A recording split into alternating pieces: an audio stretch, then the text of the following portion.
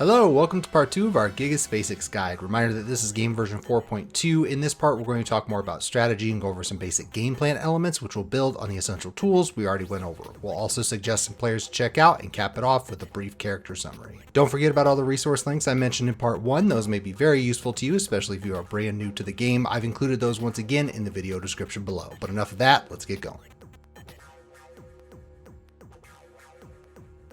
For the most part, Gigassss's two stances are fairly simple because there's not much to them. Goliath is the Dreadwalk with only 3 options. Goliath 1 is a very safe knockdown splatting mid with insane pushback on block. Goliath 2 is an unblockable high, and Goliath 1+2 goes into a belly flop that leaves you grounded. Goliath 1 and 2 represent your mix-up since they have to duck the high or eat it, but if they duck, they open themselves up to the mid. The belly flop is really only useful if a transition hits, which we'll talk about momentarily. Even being plus on block, all that does is make it safe for you to stand back up. Again, not a complex stance, but it can still be tough to use since you can't block during the walk. Instead, what you'll normally try if you want to use it is land one of the 3 transitions, which are forward 3-2, forward 4, and back 2. They all work the same way in that they are punishable on block, but on hit, send your opponent rolling for a free belly flop. They can also be charged, which instead gives you massive plus frames on block, but obviously slows the startup of the move. However, that's the only real way to bring the mix-up into play, since trying to do Goliath from one of these on normal block will probably get you punished hard. The one exception is your 4th transition, your Rage Drive, which instead of just walking forward will actually stun on the first step, giving you enough advantage for a free mix-up opportunity. Since he walks 3 steps, he can do this from pretty far out. Just note that you have to be on the ground for it to work. A jump or jumping attack will avoid the stun. From the Rage Drive, you also get a special Goliath back 2 option. It's almost identical to your standing back 2, except you get way more frames on the charged up version. So much so that doing that special version into Goliath guarantees a Goliath 2. The counter is that the charge can be interrupted. SG, on the other hand, is a much quicker transition, although still limited in options. Your fastest option is SG1, an unsafe I-15 mid launcher. SG2 is a very safe I-20 knockdown splatting shoulder. SG4 is an I-20 low. On paper, SG2 and 4 is your mix-up. Unfortunately, SG4 isn't that scary. It has a second hit, but it doesn't combo unless SG4 is counter hit, and it can be ducked. Given that SG4 doesn't do a lot of damage and is -16 on block, it's tough to strike fear with that. You can do your command grab from SG as merely SG1+2, which can be helpful, but if you're playing a really strong reactive player, you can still have difficulties with that strategy. Otherwise, you can actually just bail on SG by pressing up back, which does it backwards hop. Like with Goliath, you do have a few transitions that all give big plus frames on hit, which is nice. The problem is that you don't have the scary mix Goliath has. Rather, your best hope is that they try to swing into it, or you can play the really long game and try to pick away with SG4. Just don't expect to get big reward with that, especially since Gigassssss lacks those traditional fast counter hit tools. Back 1+2 might be your best bait since on block it's still +6, so SG1 will still beat a crouch jab. Regardless, you're far more likely to see Goliath, but remember to be observant, try to scope out tendencies, and go from there.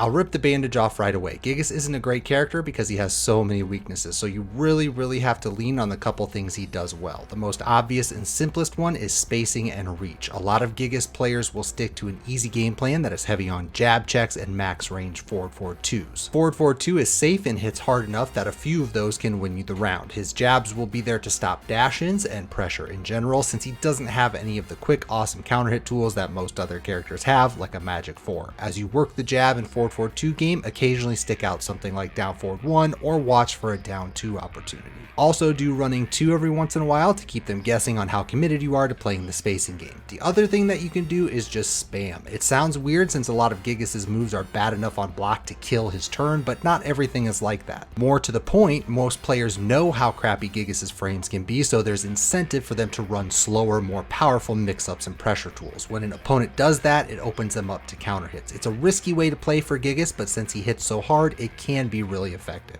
As an easy example, you're going to be using your jab a lot because it's a great tool, so as you use that, make sure you mix in things like 2-1 and your command grab to keep them guessing. In fact, you want to be doing your command grab a lot after moves since it's I-11, and if you buffer it, it will come out in 11 frames. In essence, you can use it like a counter hit tool. Especially from strings, just do the first hit of the string, then buffer the grab. But back to the point of spam, Gigassssss has to finish his risky strings more than most characters because your opponent really has to respect that you will do them in order for you to get any kind of pressure going. Consequently, you do have some string games that you can play. Down forward 3-1 and down forward 3-1 plus 2 give you a safe poke option and a mid launch option for duckers. Forward 2 is another common one thanks to its range and that it has safe delayable enders. Forward 4 can be scary since the second hit is a big launcher. Really, Gigassss's damage is how he scares people. Down back 3-2 is another example as a counter hit launcher that starts low. So spamming can really get your opponents to slow down, which Gigass needs since again he lacks those common big quick counter hit tools. You also won't be able to use your Goliath charge unless they slow down either. Just recognize that your strings are going to come with considerable risk, more so than most characters. Even something as benign as a homing tool is risky for Gigass. He has two, one of which is launchable on block, the other incredibly slow. And then as a final note, Gigass's Oki is pretty decent. He has a bunch of big damage ground hitting moves, and he even has some traps with back 1 since it's also a mid launcher. In cases where nothing is guaranteed, you can still get some juicy back 1+2 opportunities unless they really want to take those big grounded hits. If you find yourself face down on the ground, note that you have two special options, a risky low swipe and a very safe power mid. A lot of players forget about these in the heat of the moment, so you may be able to snag some free damage now and then.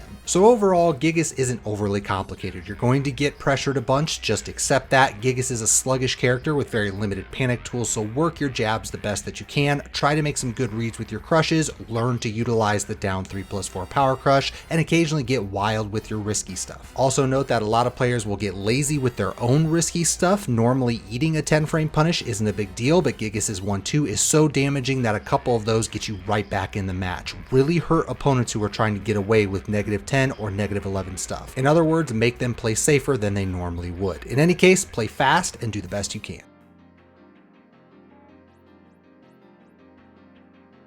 As always, we'll start by recommending Applay. It's the best quick info resource out there. Once you start to get comfortable with Tekken and you want to pick up a character on the fly, there's nothing better than this. Before we start with our players, I'll warn you that Gigass is kind of a meme-y character, so finding reliable Gigass loyalists is tough, so we'll leave you with just two selections. First, Korea's DoToRing. Not much content these days, but his Gigass is a masterclass in the things we've talked about in this guide, meaning playing a good balance of spacing and crazy. YouTube will be your best bet here, but lots of high-level matches. Next is Japan's Youjinboy. Again, light on newer content here just because we're in a stale period for T7, but still lots to watch. YouTube will still give you the best results, although Youjin does stream on a Japanese streaming site, so if you can read and understand Japanese, try that out. And that's it. So again, I know it's short, but as always, don't take this list as final. But do keep in mind what I already said, that Gigass mains are short in supply. A lot of good players still like to play him for giggles though, so search around and you're sure to find some Gigass here and there.